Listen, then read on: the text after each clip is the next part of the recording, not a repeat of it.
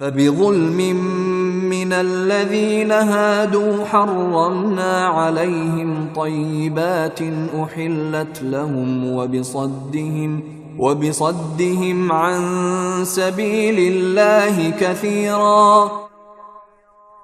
غرض یہودیوں کی سنگین زیادتی کی وجہ سے ہم نے ان پر وہ پاکیزہ چیزیں حرام کر دیں جو پہلے ان کے لیے حلال کی گئی تھیں، اور اس لیے کہ وہ بکثرت لوگوں کو اللہ کے راستے سے روکتے تھے.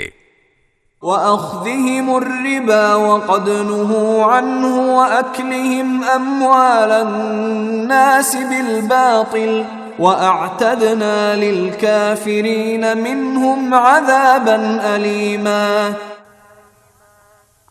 اور سود لیا کرتے تھے حالانکہ انہیں اس سے منع کیا گیا تھا، اور لوگوں کے مال ناحق طریقے سے کھاتے تھے، اور ان میں سے جو لوگ کافر ہیں ان کے لیے ہم نے ایک دردناک عذاب تیار کر رکھا ہے.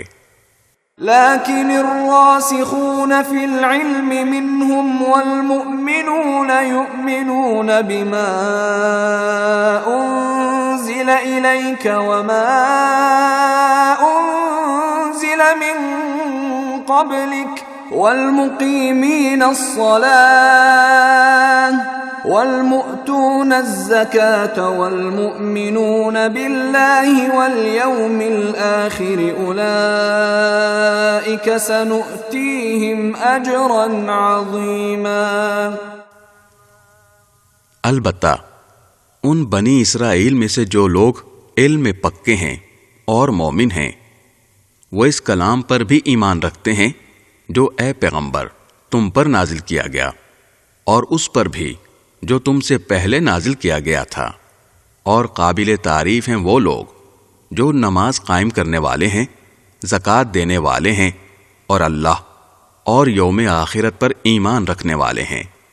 یہ وہ لوگ ہیں جنہیں ہم اجر عظیم عطا کریں گے.